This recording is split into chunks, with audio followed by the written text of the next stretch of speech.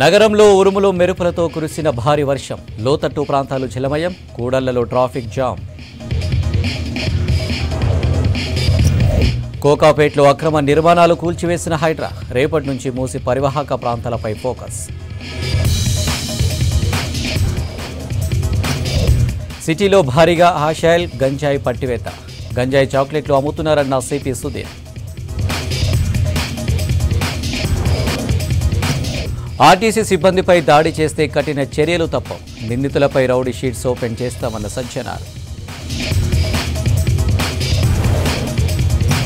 కొండా లక్ష్మణ్ సేవలు గుర్తు చేసుకున్న నేతలు. వర్ధంతి సందర్భంగా కాంగ్రెస్ లీడర్ల నివాళులు.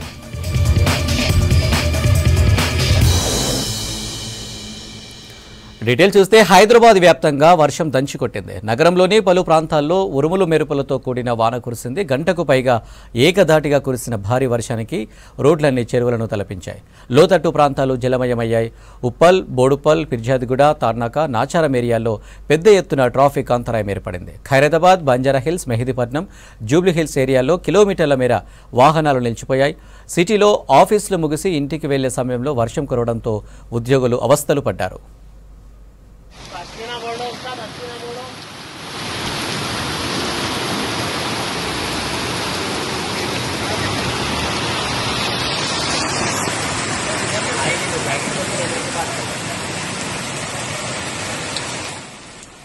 నగరంలో భారీ వర్షాలకు జీహెచ్ఎంసీ అధికారులు, ట్రాఫిక్ పోలీసులు అలర్ట్ అయ్యారు. లోతట్టు ప్రాంతాల్లో సహాయక చర్యలు చేపట్టారు.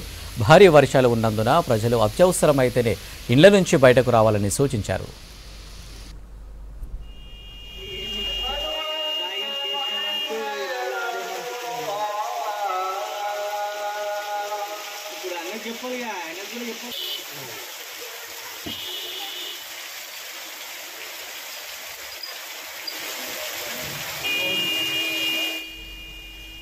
ఏం బెటా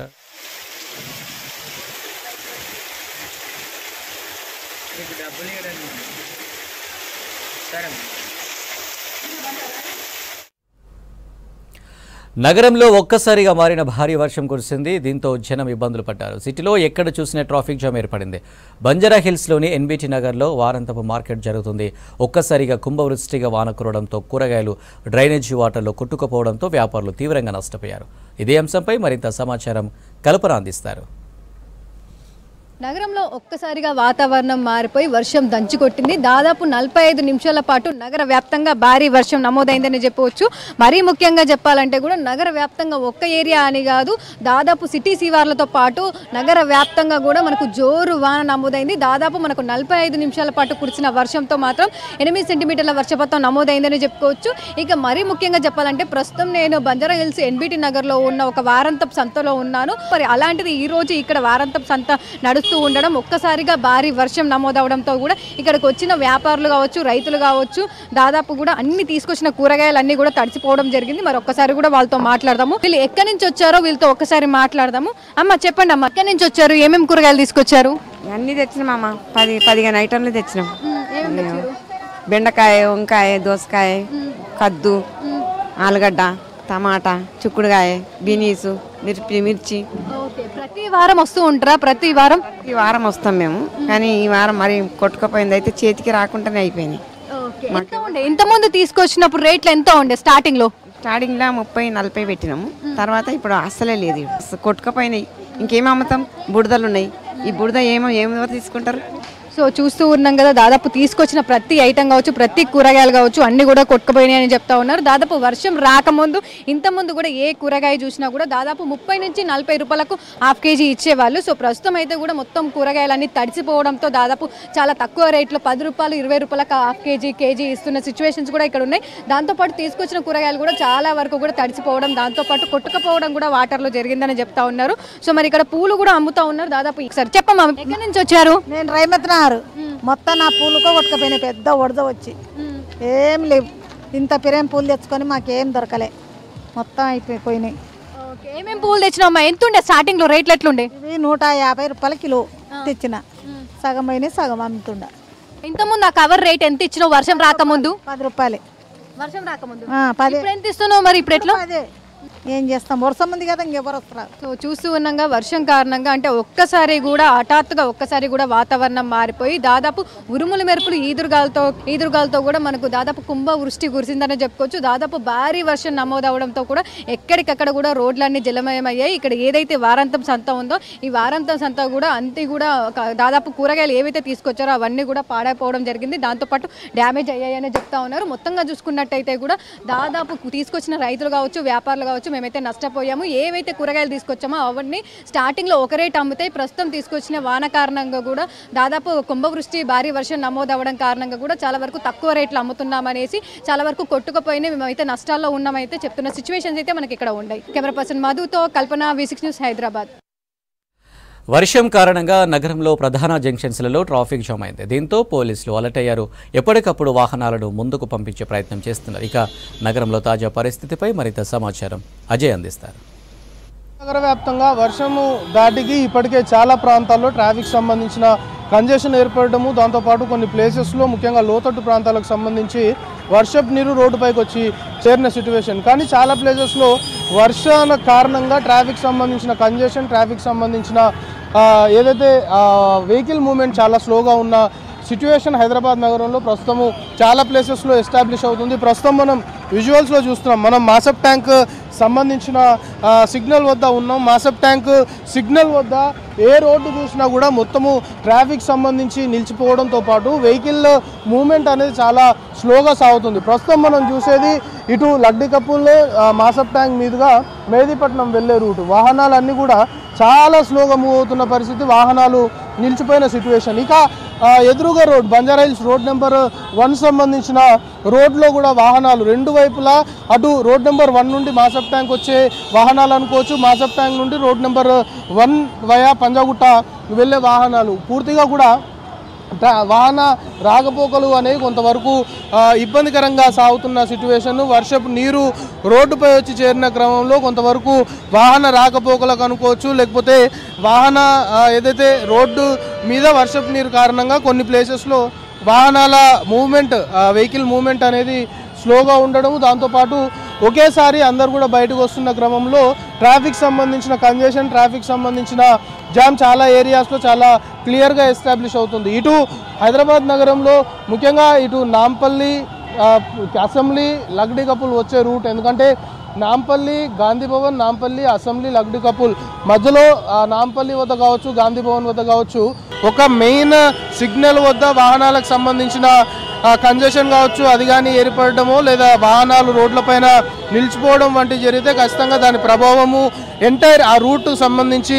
ఆ రూట్ మొత్తం మీద పడుతుంది. కాబట్టి ఇలాంటి మెయిన్ సిగ్నల్స్ వద్ద మాసప్ ట్యాంక్ వద్ద మనం చూస్తున్నాము పోలీసులకు సంబంధించి ట్రాఫిక్ పోలీసులు రెగ్యులర్గా ఉండే వారి కంటే కూడా ఎక్కువ డిప్లాయ్ చేయడము, వాళ్ళు ఎప్పటికప్పుడు కూడా వాహనాల్ని క్రమబద్ధీకరించడంతో పాటు కొన్ని సందర్భాల్లో ఏదైతే రూట్ కొంతవరకు రద్దీగా ఉందో ఆ రూట్ కాకుండా ఆల్టర్నేట్ రూట్ ద్వారా వెళ్ళాలనే ఒక సజెషన్ కూడా అధికారులు చేస్తున్నారు, ట్రాఫిక్ సంబంధించిన సిబ్బంది చేస్తున్నారు. ఈ ట్రాఫిక్ పోలీసులతో పాటు రోడ్లపైన కొంతమంది యువకులు వాలంటరీగా కూడా వాహనాలకు సంబంధించి ఎక్కడికక్కడ ట్రాఫిక్ పోలీసులకి సహకరిస్తున్న సిచ్యువేషన్. ఎందుకంటే ఉన్న ట్రాఫిక్ పోలీసులు కొంతవరకు మెయిన్ సిగ్నల్ అనుకోవచ్చు, లేకపోతే ఇలాంటి జంక్షన్ల వద్ద కొంతవరకు ఇబ్బందులు ఏర్పడతాయి. కాబట్టి వాలంటరీగా కొంతమంది కూడా వాహనాల్ని ట్రాఫిక్ పోలీసులతో పాటు వాహనాల్ని పంపించడంతో పాటు వాహనాలు ఎక్కడైతే రద్దీగా ఉన్నాయో అక్కడ నుండి ముందుకి కదిలే దిశగా, ఎందుకంటే వాహనాలు నిలిచిపోకుండా వాహనాల్ని ముందుకు కదిలే దిశగా ట్రాఫిక్ పోలీసులతో పాటు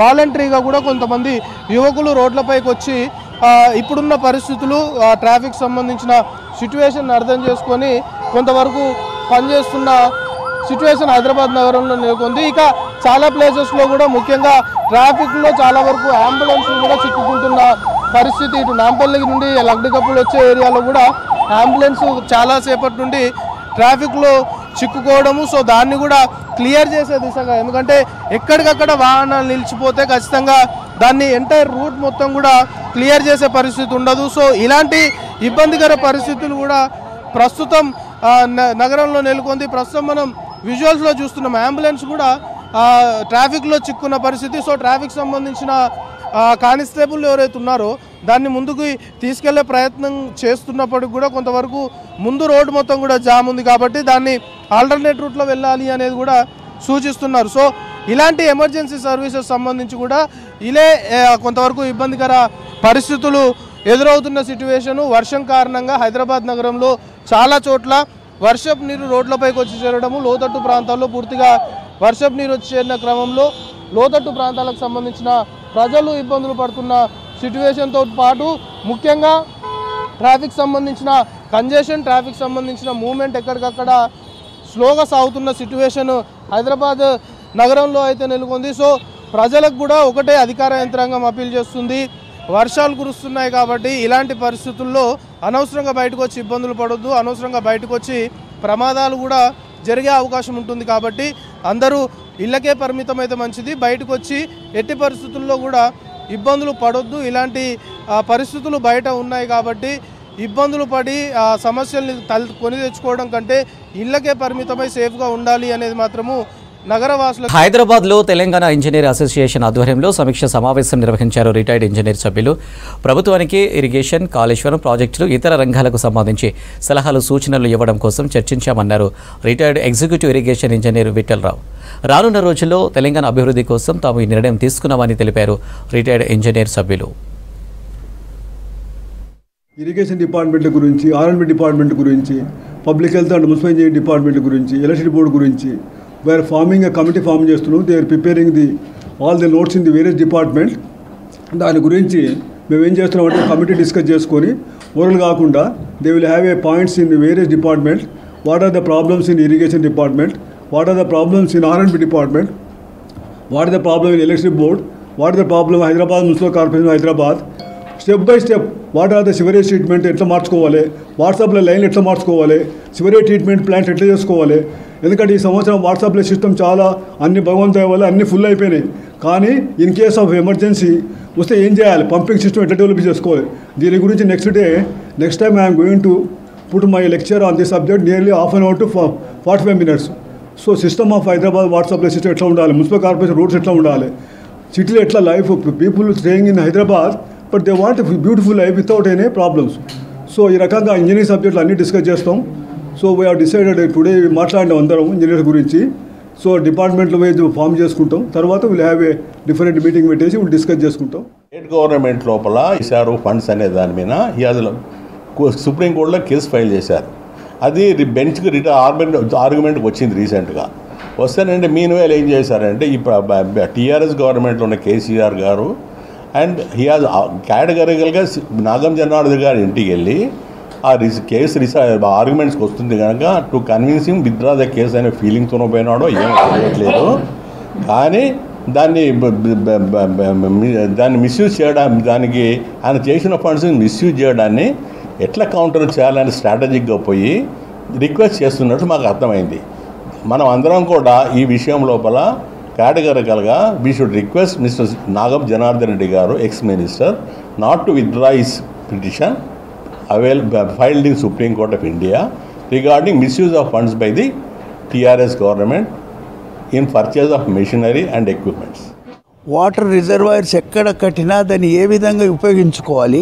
లక్షల ఫ్యామిలీస్ సఫర్ అవుతున్నాయి. ప్రజెంట్ సీఎం ఒక దిక్సూచిగా అనుభవపూర్ణ పర్సను, తర్వాత మంత్రివర్గం కూడా చాలా అనుభవజ్ఞులు వచ్చినారు. వాళ్లకు ఒక మార్గదర్శక దిక్సూచి కింద ఈ అనుభవం అయిన ఇంజనీర్స్ అందరు కలిసి ఈ కాళేశ్వరం కానీ, ఇంకోటి త్రాగునీటి సమస్య కానీ, ఈ హైడ్రా సమస్య కానీ, ఇలాంటి సమస్యల మీద మన ఆలోచనలు ఈ గవర్నమెంట్కు ఇస్తే వాళ్ళకు సాటిస్ఫై అయితే మన ఆలోచనలు రెస్పెక్ట్ ఇస్తుండొచ్చు, లేకుంటే వాళ్ళ ఇష్టం. కాబట్టి దాని తెలుగు విశ్వవిద్యాలయానికి పొట్టి శ్రీరాములు పేరునే కొనసాగించాలని Telangana Aryavysya officials and professionals association demand చేసింది. భాషా ప్రయుక్త రాష్ట్రాల కోసం ప్రాణత్యాగం చేసిన పొట్టి శ్రీరాములు పేరును తెలుగు యూనివర్సిటీకి తొలగించడం, అవమానించడమని ఆవేదన వ్యక్తం చేశారు పొట్టి శ్రీరాములు కుటుంబ సభ్యులు. సీఎం రేవంత్ రెడ్డి ప్రభుత్వం పొట్టి శ్రీరాముల్ని అవమానించడం ఏమిటని ప్రశ్నించారు. సూరవరం ప్రతాప్ రెడ్డి గొప్ప వ్యక్తి అయినా ప్రస్తుతం పొట్టి శ్రీరాములు పేరును ఉన్న యూనివర్సిటీకి ప్రతాప్ రెడ్డి పేరును పెట్టడం సరికాదన్నారు. పేరును పొట్టి శ్రీరాములు అనేటువంటి పేరును మార్చి సూరవరం ప్రతాప్ రెడ్డి అనే పేరు మార్చే మంత్రివర్గ తీర్మానం నిన్న చేశారు. గత నెలలోనే ఈ ప్రకటన చేసినప్పుడు మేమందరం కూడా రాష్ట్ర వ్యాప్తంగా కూడా వారి పేర్లు మార్చొద్దని విన్నవించుకున్నాం. అయితే పొట్టి శ్రీరాములు గారు ఈ యొక్క దేశ స్వాతంత్ర్యం కోసం మహాత్మా గాంధీచే ప్రశంసలు అందుకొని అదేవిధంగా హరిజనోద్ధరణకి ఎన్నో సంవత్సరాలు నిరాహార దీక్ష చేసి చాలామంది హరిజనులకి దేవాలయ ప్రవేశం చేయించి మహాత్మా గాంధీ ప్రశంసలు కూడా అందుకున్నాడు ఆ మహానుభావుడు.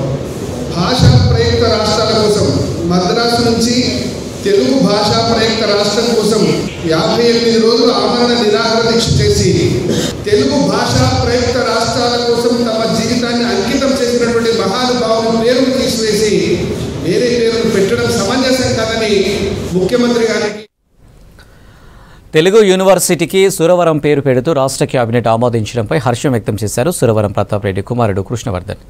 రాష్ట్ర ప్రభుత్వానికి ధన్యవాదాలు తెలిపారు. హైదరాబాద్ బషీర్బాగ్ ప్రెస్ క్లబ్లో తెలుగు భాషా చైతన్య సమితి రాష్ట్ర అధ్యక్షులు బడేసాబ్ ఆధ్వర్యంలో ఏర్పాటు చేసిన మీడియా సమావేశంలో పాల్గొన్నారు.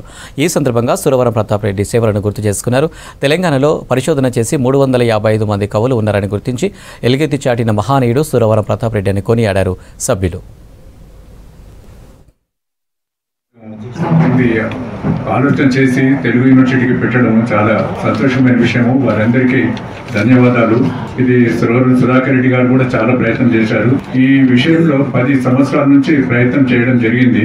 ఈ 10th షెడ్యూల్ ఉన్నందుకు క్లియర్ కాలేకపోయింది. ఇప్పుడు 10th షెడ్యూల్ అయిపోయింది. రేవంత్ రెడ్డి గారు అనౌన్స్ చేసి మంత్రివర్గంలో ఆమోదం తెలిపారు. చాలా సంతోషమైన విషయం. వారికి ధన్యవాదాలు. రాష్ట్ర మంత్రిమండలి నిర్ణయం తీసుకొని స్వయంగా ముఖ్యమంత్రి గారు ప్రకటించిన తర్వాత ఇందులో ఎవరికి ఏ సందేహాలు ఉండాల్సిన అవసరం లేదని అగ్రికల్చర్ యూనివర్సిటీ పేరు ఎన్జి రంగా గారి పేరు 3 నెలల్లో 6 రోజుల్లో మార్చారు. కానీ మన తెలుగు యూనివర్సిటీ పేరు మార్చడానికి చాలా సమయం పట్టింది. పొట్టి శ్రీరాములు గారు నిజంగా చాలా మంచి మనిషి, ఎంతో పాటుపడిన మనిషి. అయితే ఆయన తెలుగు రాష్ట్రం కోసం పోరాడినప్పుడు తెలంగాణ రాష్ట్రం అందులో లేదు. ఆయన మద్రాసులో కలిసి ఉన్న తెలుగు రాష్ట్రం కోసం విడిగా పోవాలని కోరుకున్నారు. దాని ప్రకారం జరిగింది. ఆ తర్వాత కొన్ని పరిణామాలు నెహ్రూ గారి టైంలో తెలంగాణను కూడా కలుపుతూ ఓ రాష్ట్రం ఏర్పడింది. అప్పుడు ఆయన పేరు పెట్టడంలో అది సముచితమే. కానీ తెలంగాణ వేరుపడిన తర్వాత వాళ్ళకి యూనివర్సిటీలు వస్తాయి, వాళ్ళకి విద్యా సంస్థలు ఎన్నో వస్తాయి. కాబట్టి వీరి పేరుని వారు పెట్టుకోవడానికి ఎటువంటి అభ్యంతరం ఉండదు. తెలంగాణ ముద్దుబిడ్డ సురవరం ప్రతాపరెడ్డి గారి పేరు ఇక్కడ పెట్టడానికి ఎవరికి అభ్యంతరం ఉండకూడదు అని నా భావన. స్వాభిమానం సజాతి లక్షణం, దురభిమానం భూత లక్షణం, నిరభిమానం నిర్వీర్య లక్షణం అన్నారు డాక్టర్ సి నారాయణ రెడ్డి గారు. స్వాభిమానం అది వ్యక్తికి ఉంటుంది, వ్యవస్థకు ఉంటుంది, ప్రాంతానికి ఉంటుంది. తెలంగాణ ప్రాంత స్వాభిమాన ఖనిగా వెలిగిన సురవరం ప్రతాపరెడ్డి ఒక స్వాభిమాన పతాక, ఒక ఔన్నత్య కీర్తన. ఎక్కడో అన్నంపూర్లో ఉన్న ఆంజాలపాడులో ఉన్న సురవరం ప్రతాపరెడ్డి గారు పుట్టి మహబూబ్ నగర్లో మొట్టమొదటిసారిగా వనపర్తిగా ఎమ్మెల్యేగా ఎన్నికై కవులు లేరు అని చెప్పి సమాధానానికి ఒక పుస్తక రూపంలో, ఒక పత్రిక రూపంలో తీసుకొచ్చి ఇగో ఇంతమంది కవులు ఉన్నారు మా తెలంగాణ ప్రాంతంలో అని చెప్పి. రైల్వే ప్రయాణికులు వాడి పాడేసిన ప్లాస్టిక్ వ్యర్థాలను రీసైకిల్ చేసేందుకు కాచిగూడ రైల్వే అధికారులతో ఒప్పందం కుదుర్చుకుంది స్క్రాప్ క్యూ సంస్థ. రైల్వే స్టేషన్లో ప్లాస్టిక్ వ్యర్థాలను సేకరించి వాటిని శుద్ధి చేసి కొత్త ఉత్పత్తులుగా మార్చి పర్యావరణాన్ని రక్షించే దిశగా అడుగులు వేస్తుంది. ఇప్పటికే నిజామాబాద్, విశాఖపట్నం, కర్నూలు, విశాఖపట్నం, చమల్పూర్ రైల్వే స్టేషన్స్లో ప్లాస్టిక్ వ్యర్థాలు సేకరించి ఒప్పందాన్ని కుదుర్చుకుంది. దీంతో ప్లాస్టిక్ వ్యర్థాల పరిమాణాన్ని తగ్గించి పర్యావరణాన్ని రక్షించవచ్చని తెలిపారు స్క్రాప్ క్యూ సీఈఓ వెంకట్ సుంకరి. వస్తున్నటువంటి చెత్త పదార్థాలని ఎస్పెషల్లీ ముఖ్యంగా ప్లాస్టిక్, అల్యూమినియం కంటైనర్స్ ఇట్లాంటి పెద్ద వ్యర్థ పదార్థాలని ఇంతకుముందు మేము వేస్ట్ డిస్పోజ్ కిందే చేసేవాళ్ళం. ఇప్పుడు స్క్రాప్ వాళ్ళ అనుబంధంతో మేము దీన్ని ఒక రెవెన్యూ ఎర్నింగ్ కాంట్రాక్ట్ కిందగా ఇచ్చి వీళ్ళు దీన్ని తీసుకెళ్ళి రీసైక్లింగ్ చేసి అక్కడ నుంచి పెద్ద పెద్ద కంపెనీస్, అడిడాస్, మిగతా కంపెనీస్కి వాళ్ళు యాన్ అండ్ అక్కడ నుంచి షూస్ కానీ క్లోతింగ్లో కానీ వాడతారు. సో ఈ విధంగా కార్బన్ జనరేషన్ ఏదైతే ఉందో ఇది తగ్గించి కార్బన్ క్రెడిట్స్ జనరేట్ చేయడము ఈ కొత్త విధానాన్ని మేము రైల్వేలో స్టార్ట్ చేశాము. ఈ కార్బన్ ఫుట్ ప్రింట్ జనరేట్ అవడానికి మెయిన్ టెక్నాలజీ ఏంటంటే ట్రాక్ అండ్ ట్రేస్ టెక్నాలజీ అండి, విచ్ ఈ స్క్రాప్ క్యూకి యూనిక్గా ఉంది. ఈ ట్రాక్ అండ్ ట్రేస్ టెక్నాలజీ ఇండియాలో ఎవరి దగ్గర ఈ ట్రాక్ అండ్ ట్రేస్ టెక్నాలజీ లేదు. ప్లస్ ఈ ట్రాక్ అండ్ ట్రేస్ టెక్నాలజీతో మనం కార్బన్ ఫుట్ ప్రింట్ ఎలా రెడ్యూస్ చేయాలో అది కూడా ఇస్తాం అనమాట. దీంతో ఏమవుద్దంటే ఇక్కడ వచ్చిన ప్రతి ప్లాస్టిక్ బాటిల్, ప్రతి ప్లాస్టిక్ కంటైనర్తో ఒక certain carbon foot print reduce అవుద్ది. అది రైల్వేకి ఉపయోగంగా ఉంటుంది. అండ్ ఫ్యూచర్లో ఏమవుద్దంటే దానివల్ల కార్బన్ క్రెడిట్ జనరేట్ అవుతాయి, which will become a revenue for railways అన్నమాట. As a citizen and as a company which is working towards the nation building, we thought railways is the best partner. And South Central Railway Hyderabad division DRM గారు అవనండి లేకపోతే doctor Anirudh అవనండి, వాళ్ళు చాలా ఫాస్ట్గా ఇది గ్రహించి they have given us this contract.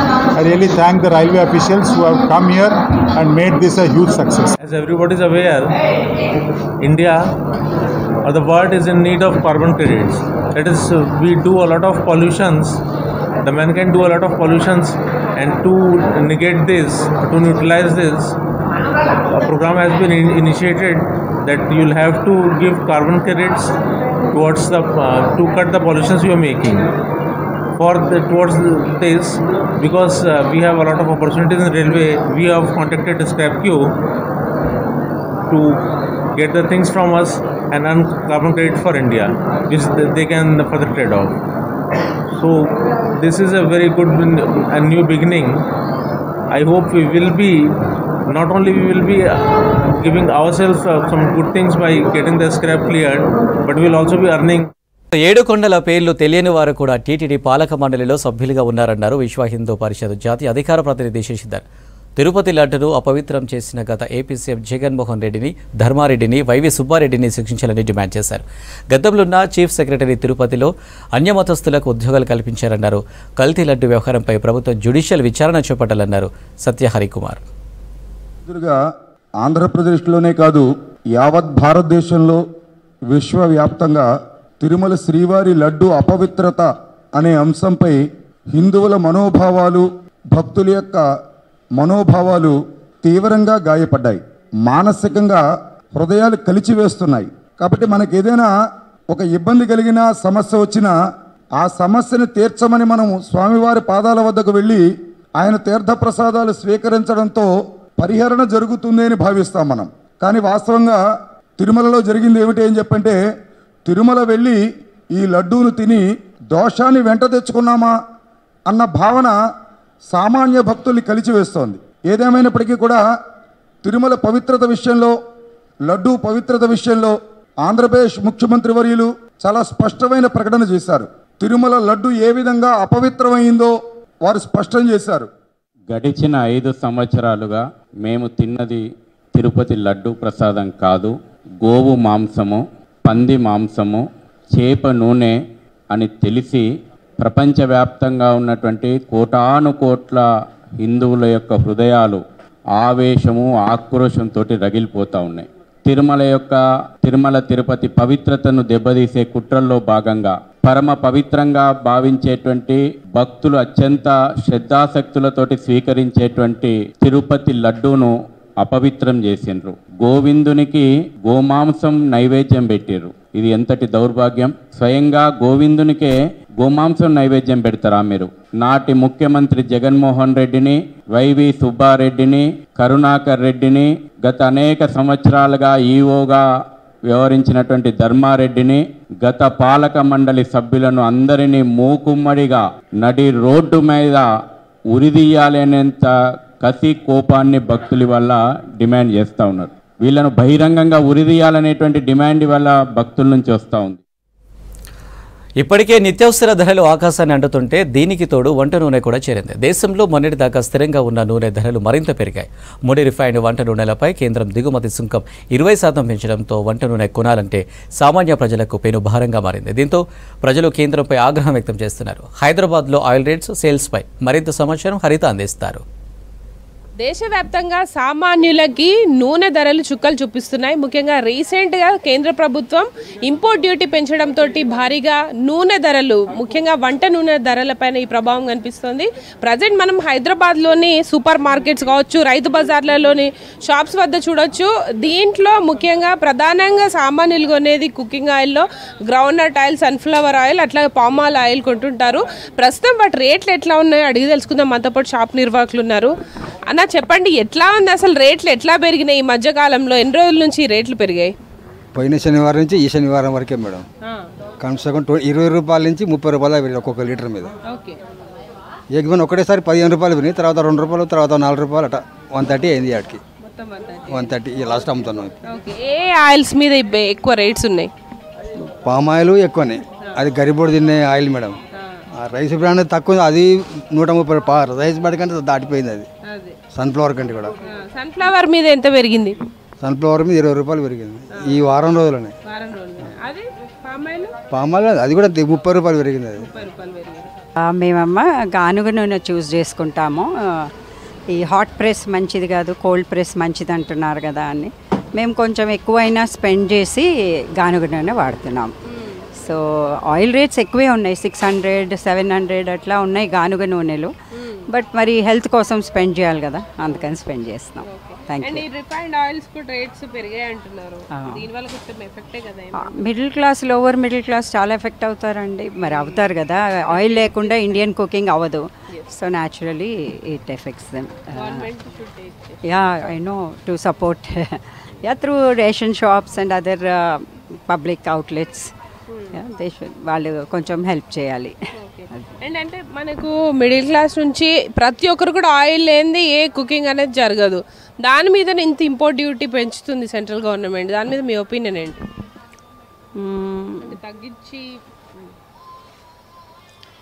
అంటే ఇట్లాంటివి common మ్యాన్కి పనికొచ్చే వాటి మీద ఇంపోర్ట్ డ్యూటీసు, జిఎస్టీసు ఇవన్నీ కొంచెం ఆలోచించాలి government. Okay, upper middle class, highly salaried class వాళ్ళు ఎఫర్ట్ చేయగలుగుతారు ఏదైనా. కానీ ఆయిల్ ఇట్లాంటివి లేనిదే మన కుకింగ్ జరగదు కాబట్టి అది కొంచెం ఆలోచిస్తే బాగుంటుంది. 20% సుంకం భరించడం వల్ల బాగా 130, 140 రూపీస్, ఆయిల్ కూడా 20 రూపీస్, 30 రూపీస్ పెరిగింది. కూరగాయలు వచ్చేసి కూడా ఈ కవర్ వచ్చేసి ఒక కవర్లో తీసుకుంటే 600, 700 అవుతుంది. బాగా రేట్లు ఇవిను. ఫ్రూట్స్ కూడా అలాగైనాయి బాగా. అప్పుడు 80 రూపీస్, 70 రూపీస్ పైనాపిల్ ఉండేది, ఇప్పుడు 130 రూపీస్ పైనాపిల్ కూడా. వాటర్ మిలన్ 15 ఉండేది, అది 30, 35 అయింది. ఫ్రూట్స్, కూరగాయలు, ఆయిల్ రేట్లు బాగా ఎక్కువ ఉన్నాయి. ఇంకా మళ్ళీ మిడిల్ క్లాస్ వాళ్ళకైతే చాలా కష్టం అయిపోతుంది. వస్తున్నాయి కాబట్టి ఆయిల్ కూడా పెరగడం అనేది పెద్ద ఆశ్చర్యం ఏం కాదు. బట్ కామన్ పీపుల్ గురించి ఆలోచిస్తే మాత్రం ఇట్ ఈస్ టెరిఫిక్. చాలా మామూలుగా అయితే 100 రూపీస్ ఉండేది, 90 ఉండేది, అదే ఎక్కువ అనుకునేవాళ్ళు. కానీ ఇప్పుడు 150 minimum. That is very much strain for the common people. గెస్ట్లు వచ్చినా కొంచెం కష్టమే అనిపిస్తుంది ఉన్న వాళ్ళకి. లేని వాళ్ళు ఇంకా ఆలోచించండి. అవును, అన్నీ ఎక్స్పెన్సివే. ఎట్లా ఉన్నాయి మేడం రేట్స్? చాలా టూ మచ్గా ఉన్నాయి. బీన్స్ అయితే, ఉల్లిపాయలు అవన్నీ, తర్వాత టమాటా ఒకటి కొంచెం తగ్గింది. బట్ ఉల్లిపాయలు అన్నీను ఆల్మోస్ట్ అన్ని 100 దాటిపోయి ఉన్నాయి. ఈ మధ్య కాలంలో ఆయిల్ రేట్స్ అన్ని చాలా ఎక్కువ. ఆయిల్ లేనిది ఏ వంట కాదు. మరి ఏం చేస్తాం, మిడిల్ క్లాస్ వాళ్ళకి చాలా ఇబ్బంది అవుతూ ఉంటుంది. అది గవర్నమెంట్ కొంచెం పట్టించుకోవాలి. కొంచెం రేట్స్కి ఇక్కడికి వచ్చిన ఈ సేమ్ రేట్స్, బయట అలాగే ఉన్నది, ఇక్కడ అలాగే ఉన్నాయి రేట్స్ అన్నీ 100. ఏవి బిలో 100 లేదు, అబోవ్ 100.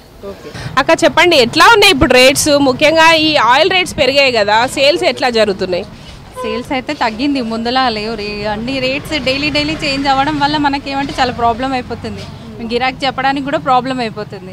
ఇప్పుడు మన పామ్ ఆయిల్ 90 రూపీస్ ఉండే, ఇప్పుడు 115 రూపాయలు. అది డైలీ మారుస్తున్నారు రేట్స్. దానికి కన్ఫ్యూజన్ ఎక్కువైపోతుంది అమ్మడానికి. పామ్ ఆయిల్ పైన మనకి 25 రూపీస్ పెరిగింది. మన 1 లీటర్ గోల్డ్ డ్రాప్ కూడా మనకి 120, 110 అట్లా ఉండే, అది 25 రూపీస్ పెరిగింది 1 లీటర్కి. 5 లీటర్స్లో 100, 120 రూపీస్ పెరిగినాయి.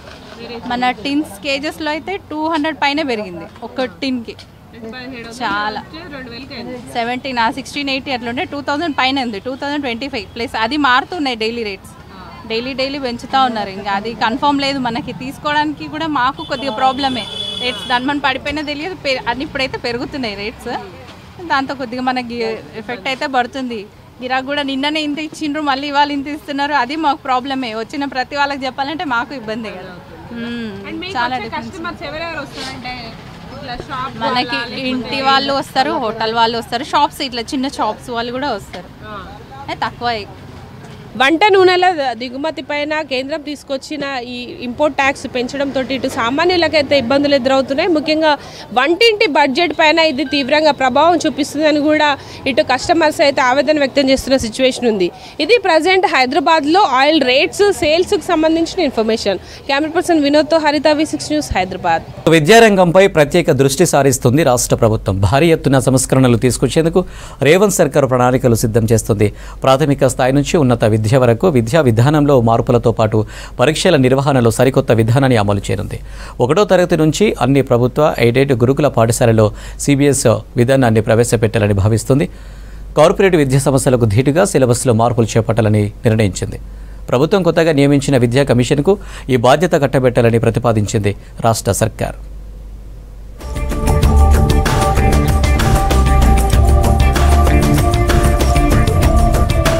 జాతీయ స్థాయిలో కేంద్ర ప్రభుత్వం తీసుకొచ్చిన విద్యా విధానానికి ధీటుగా తెలంగాణలో న్యూ స్టడీ పాలసీని తేవాలని ప్రభుత్వం భావిస్తోంది. త్వరలో జరిగే అసెంబ్లీ సమావేశాల్లో ఈ నూతన విద్యా విధానం బిల్లును ప్రవేశపెట్టే యోచనలో ఉంది.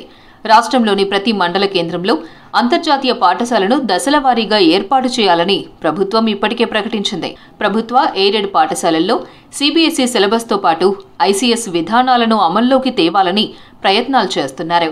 ఈ మేరకు ఢిల్లీలోని ఆయా సంస్థల అధికారులతో చర్చలు జరపాలని సీఎం రేవంత్ రెడ్డి విద్యాశాఖ అధికారులను ఆదేశించినట్టు సమాచారం.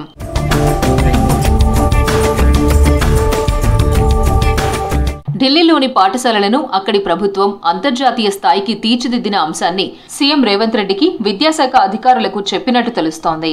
ఆ స్కూళ్లను సందర్శించి సమగ్ర నివేదిక అందజేయాలని అధికారులను సీఎం రేవంత్ ఆదేశించారు. స్టేట్ సిలబస్ బాగున్నప్పటికీ పోటీ పరీక్షల్లో రాష్ట్ర విద్యార్థులు అనుకున్న ప్రతిభను కనబరచలేదని సర్వేలు చెబుతున్నాయి. ఈ నేపథ్యంలోనే CBSE సిలబస్ ఉంటే IIT, JEE, NEET, లాసెట్ వంటి పోటీ పరీక్షల్లో తెలంగాణ విద్యార్థులు రాణిస్తారని రాష్ట్ర ప్రభుత్వం భావిస్తోంది.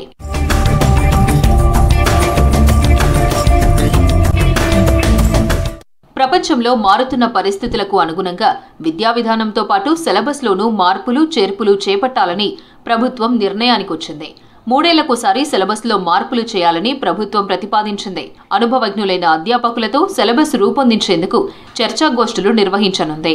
చర్చల్లో వచ్చిన నివేదిక ఆధారంగా ప్రభుత్వం పూర్తిస్థాయి నిర్ణయం ప్రకటిస్తుందని అధికారులు చెబుతున్నారు.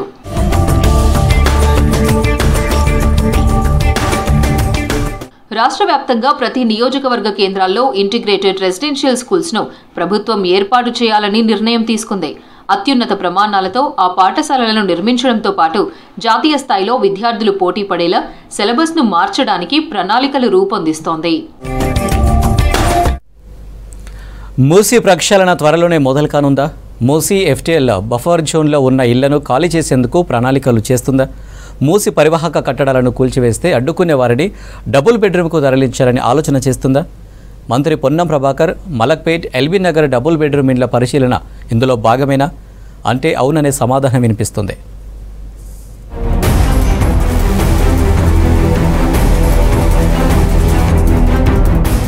రాష్ట్రంలో కాంగ్రెస్ ప్రభుత్వం ఏర్పడిన తర్వాత మొట్టమొదటిగా ప్రకటించిన అతిపెద్ద ప్రాజెక్టు మూసి ప్రక్షాళన. ప్రపంచ స్థాయి పర్యాటక ప్రాంతంగా మూసిని అభివృద్ధి చేయడానికి లక్షల కోట్ల వరకు ఖర్చు చేయబోతున్నామని ప్రభుత్వం ప్రకటించింది. మూసి సుందరీకరణ పర్యాటకంగా అభివృద్ధి చేసేందుకు ఇప్పటికే ప్రణాళికలు రచిస్తుంది.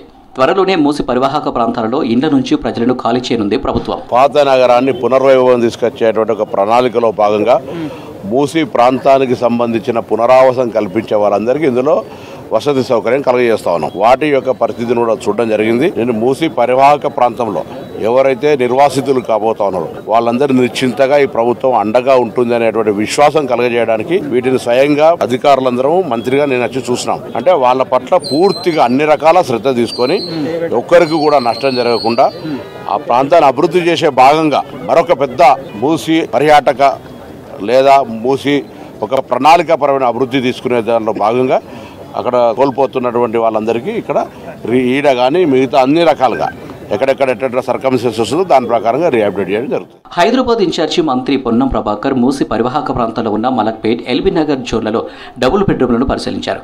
కొంతమంది ఇప్పటికే ఆయా నియోజకవర్గాల్లో ఉన్న డబుల్ బెడ్రూమ్లను అడుగుతున్నారు. వారితో మాట్లాడి సమస్యలు తెలుసుకున్నారు. గత ప్రభుత్వం గ్రేటర్ సిటీలో 90,000 డబుల్ బెడ్రూమ్ల ఇండ్లను గ్రౌండ్ చేసి 65,000 ఇండ్లను పంపిణీ చేసింది. మిగిలిన 30,000 ఇండ్లు వివిధ దశల్లో నిర్మాణం అవుతున్నాయి. ఇక హైదరాబాద్ సిటీలో 3,000కు పైచీలకు ఖాళీ ఇండ్లు ఉన్నట్లు అధికారులు చెబుతున్నారు. మూసిలో ఇల్లు ఖాళీ చేస్తే వెంటనే వారిని అకామిడేట్ చేయడానికి ప్రణాళికలు సిద్ధం చేస్తుంది ప్రభుత్వం. కొంతమంది ప్రభుత్వ స్థలంలో అక్రమంగా ఉన్నటువంటి వాళ్ళు ఉన్నారు, వాళ్ళను కూడా అన్యాయం చేసేది లేదు. కొంతమంది వారు పట్టాలయానికి సంబంధించిన వాళ్ళు ఉన్నారు, కొంత FTLకి సంబంధించి ఇంకా లేదా ఇంకా కొంత ఎక్స్పాన్షన్ అంటే రేపు పొద్దున మనం అనేక రకాల యాక్టివిటీ చేయాలనుకున్నప్పుడు దానికి సంబంధించిన బ్యూటిఫికేషన్ కావచ్చు, లేదా ఇన్ఫ్రాస్ట్రక్చర్ క్రియేషన్ కావచ్చు, లేకపోతే చారిత్రాత్మక కట్టడాలను కంటిన్యూ చేసే విషయంకి సంబంధించినవి కాబట్టి వీటి అన్నిటికీ ఒక ప్లాన్ ఆఫ్ యాక్షన్ ఉంది. సో దట్ ఈస్ ఎగ్జిక్యూషన్ జరగాల్సి వచ్చినప్పుడు గౌరవ ముఖ్యమంత్రి గారు అన్ని రకాల కేటగిరీకి సంబంధించి అట్లా చేయబోతున్నాం అనేటువంటి మాట, దానికి సంబంధించిన వివరాలన్నీ కూడా చెప్తారు. ఇప్పుడల్లా ఆ పరివాహక మూసి ప్రక్షాళనకు సంబంధించి తీసుకునే ప్రాంతంలో ఎవరికైతే ఇబ్బంది రీహాబిలిటేట్ కావాల్సి వస్తుందో వాళ్లకు సంబంధించి రీహాబిలిటేట్ చేయడానికి గవర్నమెంట్ పూర్తి 100% ఎవరిని ఇబ్బంది లేకుండా చూసేటువంటి బాధ్యతలో భాగంగా ఈ కార్యక్రమం. అయితే మూసీ FTL బఫర్ జోన్లలో ఉన్న నివాసాలను హైడ్రా ఆధ్వర్యంలో త్వరలోనే కూల్చివేసేందుకు సిద్ధమవుతుంది ప్రభుత్వం. ఇప్పటికే మూసీ పరివాహక ప్రాంతాలలో 12,000కు పైగా నిర్మాణాలు ఉంటే ఇందులో దశల వారీగా తొలగించేందుకు ప్రభుత్వం రిపోర్టులు తయారు చేస్తుంది. మూసీలో ఉన్న నిర్మాణాలను కూల్చివేస్తే అక్కడ నివాసం ఉంటున్న ప్రజలు ఖచ్చితంగా ఆందోళన చేసే అవకాశం ఉంటుంది. కొన్ని ప్రాంతాల్లో ప్రభుత్వ విధానం మెచ్చుకున్నప్పటికీ నడవడికపై ఆగ్రహం వ్యక్తం చేశారు ప్రజలు. దీంతో హైడ్రా కూల్చివేతలకు బ్రేక్ ఇచ్చింది ప్రభుత్వం. ఇప్పుడు కూల్చివేతలు మూసీ నుంచి మళ్లీ మొదలు అవుతాయని చర్చ జరుగుతుంది. మొత్తానికి భారీ ప్రణాళికతో మూసీ పరివాహక ప్రాంతాల ప్రజలు ఖాళీ చేయించి ఆలోచన చేస్తుంది సర్కార్. ఎక్కడో ప్రజల నుంచి వ్యతిరేకత రాకుండా ముందస్తు జాగ్రత్తలు తీసుకుంటుంది. మూసీలో వ్యాపారం చేస్తున్న నిర్మాణాలపై ఫోకస్ చేయనున్నారు అధికారులు. ఇవి హమారా హైదరాబాద్ అప్డేట్స్.